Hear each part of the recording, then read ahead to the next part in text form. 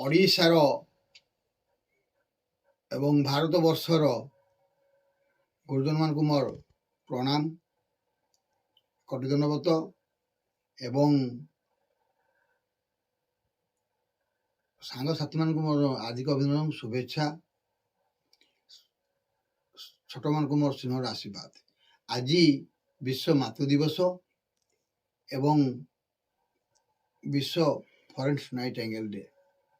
ସର୍ବପ୍ରଥମେ ମୋ ଜଗତର ଜଗଜ୍ଜନନୀ ମା ମଙ୍ଗଳାଙ୍କୁ ମୋର କୋଟି ପ୍ରଣାମ ଏବଂ ଜନ୍ମଦାତ୍ରୀ ମା ଶକୁନ୍ତଳା ଦେବୀଙ୍କୁ ମୋର କୋଟି ପ୍ରଣାମ ଏବଂ ହ୍ୟାପି ଫରେଷ୍ଟ ନାଇଟିଙ୍ଗେଲ୍ ଡେ। ଆଜି ମୁଁ ଏ ବିଶ୍ୱ ମାତୃ ଦିବସରେ କହିବା ପାଇଁ ଚାହୁଁଛି ଯେ ଆକ୍ଚୁଆଲି ଆମେ ମା ପେଟରେ 10 ମାସ 10 ଦିନ ରହି ଜନ୍ମଗ୍ରହଣ କରିଥିଲେ। ମା ହେଉଛନ୍ତି ଜନ୍ମଦାତ୍ରୀ, ତେଣୁ ସେ ମୋର ପ୍ରଥମ ଭଗବାନ। ପୁଣି ତାଙ୍କୁ ମୋର କୋଟି ଦଣ୍ଡବତ କୋଟି ପ୍ରଣାମ।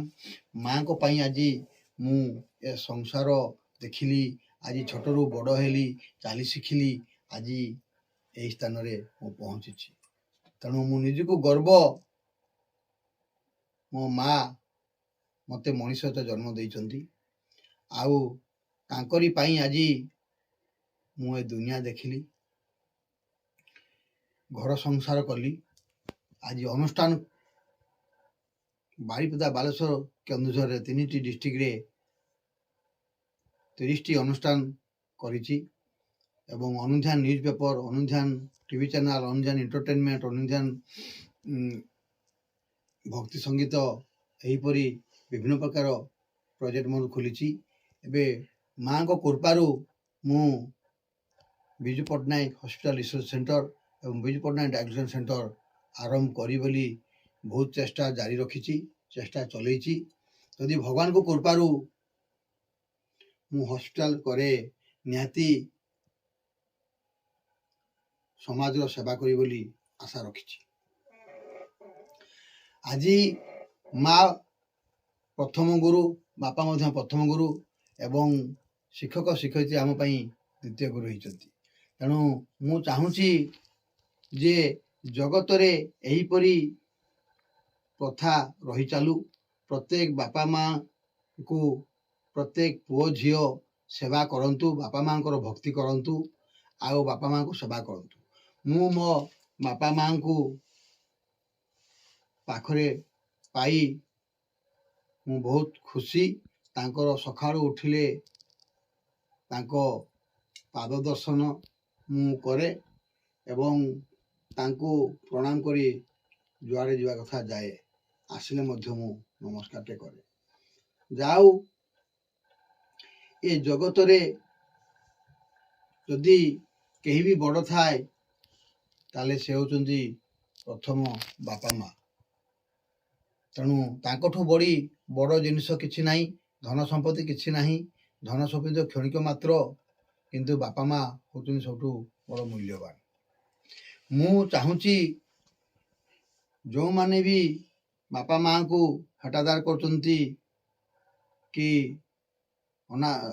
ଆଶ୍ରମରେ, ବୁଢ଼ା ଆଶ୍ରମରେ ରଖୁଛନ୍ତି, ତାଙ୍କୁ କହିବା ପାଇଁ ଚାହୁଁଛି ଯେ ଆପଣମାନେ ବାପା ମାଙ୍କୁ ଯଦି ବୁଢ଼ା ଆଶ୍ରମ ରଖୁଛନ୍ତି, ଆପଣମାନଙ୍କ ଛୁଆମାନେ ବି ବଡ଼ ହେଲେ ସେହିପରି ହେଲେ ଆପଣଙ୍କ ଛୁଆକୁ ବି ସେମାନେ ବୁଢ଼ା ଆଶ୍ରମରେ, ଆପଣଙ୍କ ଛୁଆମାନେ ମଧ୍ୟ ଆପଣମାନଙ୍କୁ ସେଇ ବୁଢ଼ା ଆଶ୍ରମରେ ରଖିଦେବେ।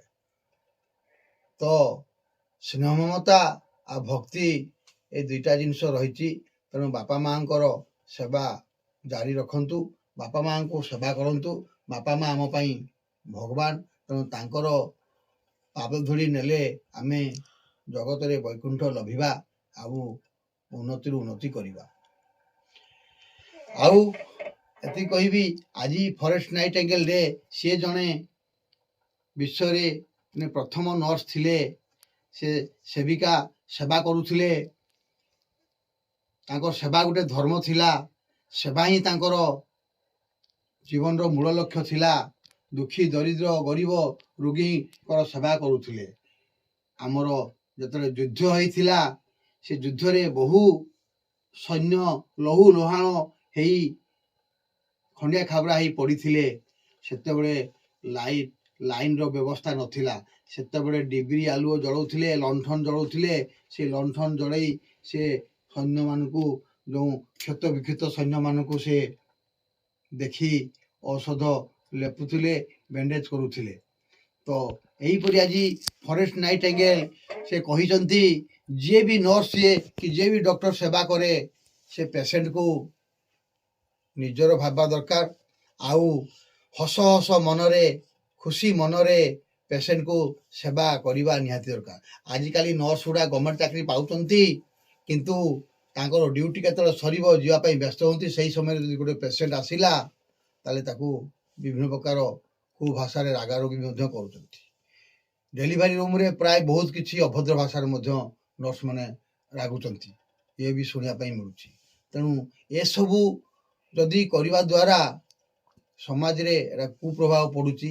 ତେଣୁ ତୁମେମାନେ ଗଭର୍ଣ୍ଣମେଣ୍ଟ ଚାକିରି କରୁଛ, ଟଙ୍କା ପାଉଛ, ସେଥିରେ ସେବା କରିବା ପାଇଁ ଏତେ କୁଣ୍ଠାବୋଧ କାହିଁକି? ଆଜି ଫରେଷ୍ଟ ନାଇଟିଙ୍ଗେଲ ସେ ଲୋକଙ୍କ ପାଖକୁ ଟଙ୍କା ନେଉନଥିଲେ, ଧନ ସମ୍ପତ୍ତି ଚାହୁଁନଥିଲେ, କିନ୍ତୁ ଲୋକଙ୍କ ସେବା କରୁଥିଲେ। ଆଜି ଭାରତରେ କେତୋଟି ନର୍ସ ଟଙ୍କା ନ ନେଇ ସେବା କରୁଛନ୍ତି? ତେଣୁ ମୁଁ ଚାହୁଁଛି ଯେ ଆପଣମାନେ କିଛି ସେବା କରନ୍ତୁ। ଲୋକଙ୍କର ସେବା କଲେ ପୁଣ୍ୟ ମିଳିବ। ମାନବ ସେବା ହିଁ ମାଧବ ସେବା, ମାନବ ସେବା ହିଁ ମାଧବ ସେବା। ଏହାକୁ ହୃଦୟରେ ରଖି ଆମେ ଭଗବାନଙ୍କ ସେବା କରୁଛେ କହି ପ୍ରତ୍ୟେକ ରୋଗୀକୁ ସେବା କରିବା ଖୁସି ମନରେ ନିହାତି ଜରୁରୀ। ତେଣୁ ମୁଁ ଆମର କଲେଜ ଛାତ୍ରଛାତ୍ରୀମାନଙ୍କୁ କହିଛି, ତୁମେ ଯିଏ ବି ଚାକିରି କର କି ପ୍ରାଇଭେଟ ଜବ୍ କର, ପେସେଣ୍ଟକୁ ପାଇଲେ ନିଜର ଘର ଲୋକ ଭାବି ସେବା କରିବ, କି ବିରକ୍ତି ଭାବ କରିବ ନାହିଁ। ଆଉ ସେବା କଲେ ପୁଣ୍ୟ ମିଳିବ, ଆଉ ଜଗତରେ ନିହାତି ତୁମର ମଙ୍ଗଳ ମଧ୍ୟ ହେବ। ତେଣୁ ମୁଁ ଆଉ ବେଶୀ କିଛି କହୁନାହିଁ, ଏତିକି କହୁଛି, ମନ ଦେଇ ପାଠ ପଢ଼। ପାଠ ପଢ଼ିଲେ ବାପା ମାଆଙ୍କ ଋଣ ସୁଝିବ। ଆଉ ମୋବାଇଲଟା ଯେହେତୁ ୱାର୍ଲଡ ବ୍ରେନ୍ ଏବେ ହେଇଛି, ପ୍ରତ୍ୟେକ ଜିନିଷ ଯଦି ବହି ଧରିକି ଯାଇପାରୁନ, ଯଦି ମୋବାଇଲଟା ପାଖରେ ଅଛି, ଯେତେବେଳେ ଯେଉଁ ପାଠ ମନେ ପଡ଼ୁଛି କି ଡାଉଟ୍ ହେଉଛି ଭୁଲି ଯାଉଛ, ତାହେଲେ ମୋବାଇଲରୁ ରିସର୍ଚ୍ଚ କରି ସେ ପାଠଟାକୁ ପଢ଼ିବା ପାଇଁ ଚେଷ୍ଟା କର। ପ୍ରତ୍ୟେକ ଇଣ୍ଟରଭ୍ୟୁ ଯିବା ପାଇଁ ହେଲେ ଏବେ ମୋବାଇଲରେ ଆଉ ଆପଣଙ୍କର ବିଭିନ୍ନ ପ୍ରକାର ଅନଲାଇନ୍ କୋଚିଂ କ୍ଲାସ୍ ବି ହେଉଛି, ବିଭିନ୍ନ ପ୍ରକାର ହେଉଛି। ତେଣୁ ମୋବାଇଲରେ ସବୁ ପ୍ରକାର କୋଚିଂ କ୍ଲାସ୍ ପାଇଁ ଟ୍ରାଏ କର, କମ୍ପିଟେଟିଭ୍ ପାଇଁ ଏକ୍ଜାମ୍ ପାଇଁ ପ୍ରିପେୟାର ହୁଅ।